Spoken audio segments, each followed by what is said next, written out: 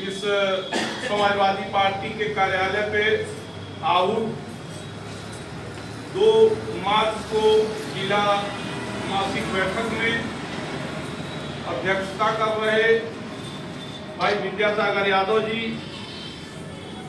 जितने भी वरिष्ठ नेता हैं समाजवादी पार्टी के, राजू दुबे जी, विजय यादव जी, महासचिव शमसुर हुदा साहब,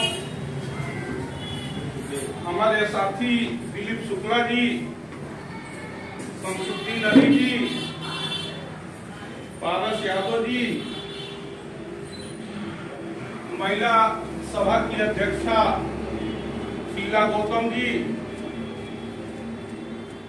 5 विधानसभाओं के विधानसभा अध्यक्ष गण, सारे फ्रंटल के समाजवादी सिपाही, ब्लॉक के पदाधिकारीगण, सेक्टर प्रभारीगण, बूथ कमेटी के उपस्थित अध्यक्षगण और सारे क्रांतिकारी बहादुर समाजवादी साथी महाराजन के सबको एक साथ धन्यवाद और अभिनंदन मेरी तरफ से।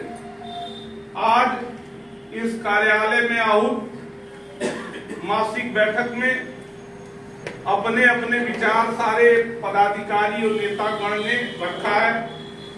मुझे भी मौका दिया गया है। पहली बात तो मैं अनुशासन से शुरू करूंगा।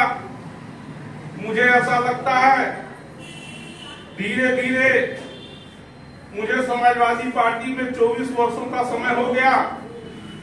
छात्र जीवन में जब मैं BA पार्ट 2 में पढ़ रहा था, तभी लोहिया जी और जयप्रकाश जी को पढ़ के समाजवाद का चिराग जला हमारे दिल में, और तब से आज तक इस बात को बार बार हमारे दिल में ये बात होती है कि समाजवादी साथी इतने ऊर्जा से भरे हुए होते हैं कि कभी कभी अनुशासन को भूल जाते हैं।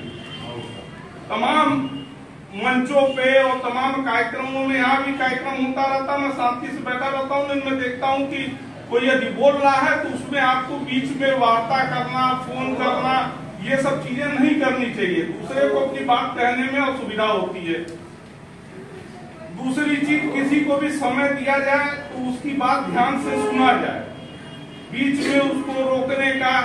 अब कि कोई वक्ता है वो बोलना चाहता है, अपनी बात रखना चाहता है, वो एक्सीलेटर दबाए हुए है, रफ्तार गाड़ी को पकड़ा रहा है, उसी बीच आप ब्रेक मार देते हो, तो ऐसा नहीं होना चाहिए। पहली बात तो ये है मेरी। दूसरी चीज ये है कि देखिए, लोकसभा के चुनाव आ गए हैं और आपका पाला जो है षड्यंत्रकारियों से, झूठ बोलने वालों से, ठगी करने वालों से, बेईमानी करने वालों से पड़ा है। और बस आपका पाला नहीं पड़ा है, हिंदुस्तान की 140 करोड़ लोगों का पाला पड़ा है। और 1947 से देश आजाद होने के बाद कभी इस देश में इतनी बेईमानी और मक्कारी किसी सरकार ने नहीं की है। हमारे पिताजी भी राजनीति में थे, कांग्रेस का जमाना भी हमने सुना है। कांग्रेस ने एक बार गलती की थी, 1975 से 77 में इंदिरा गांधी जी इमरजेंसी लगाया था, और इस जनता के विरोध को देखते हुए उसे इमरजेंसी को वापस लेना पड़ा था और दूसरी सरकारें बन गई थी। तभी भी समाजवादियों ने जनता के लिए लड़ाई लड़के और संघर्ष किया था, तमाम लोग जेल गए थे। मैं कहना ये चाहता हूँ कि यहाँ जो भी लोग बैठे हैं कोई आम जन नहीं है।